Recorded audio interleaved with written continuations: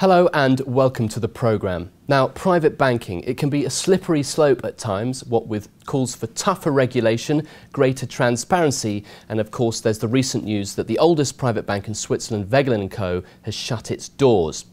Well, in the studio today to discuss all this with me is Yves Zieba, who is the Strategy and Innovations Advisor at Greenspire Advisory. Yves, welcome to the studio.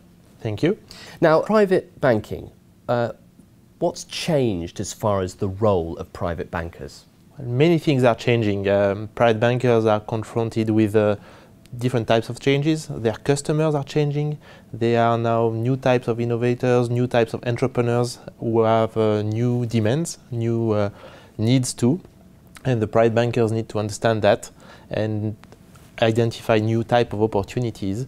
The industry is changing. So if we take Switzerland as an example, there are a number of clients which are either changing banks or closing certain types of accounts. So the private bankers need to be able to acquire new customers much more than ever before. And they also have a lot of stress because of external pressure. So the industry consolidates itself quite a lot, and their sales organization is restructuring. So this is lots of things that make the role difficult to assume at the moment. Now, you mentioned there things are changing.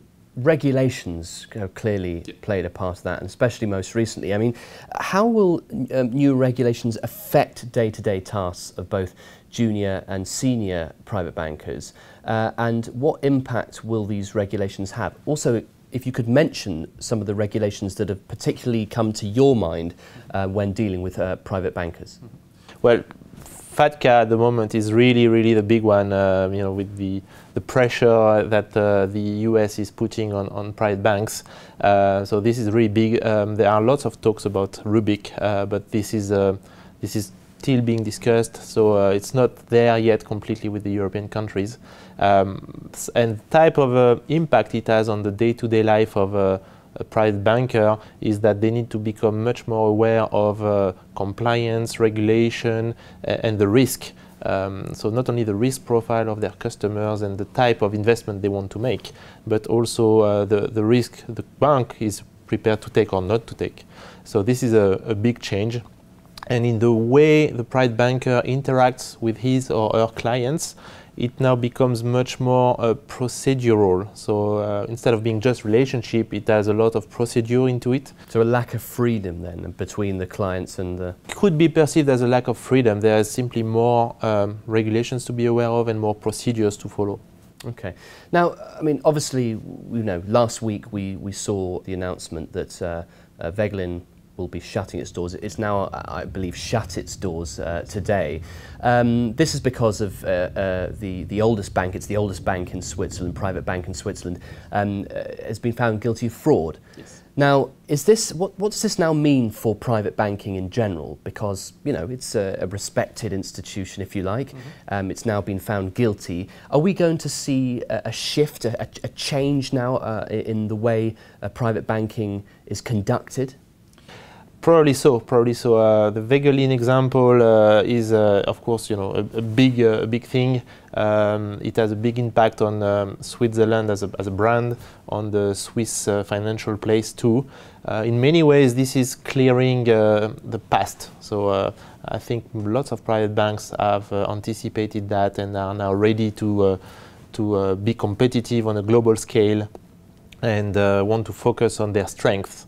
So that's really good. But yes, things in the past have been done because of FATCA. Now the US has a way to put a huge amount of pressure on private banking institutions like Wegelin and probably some others.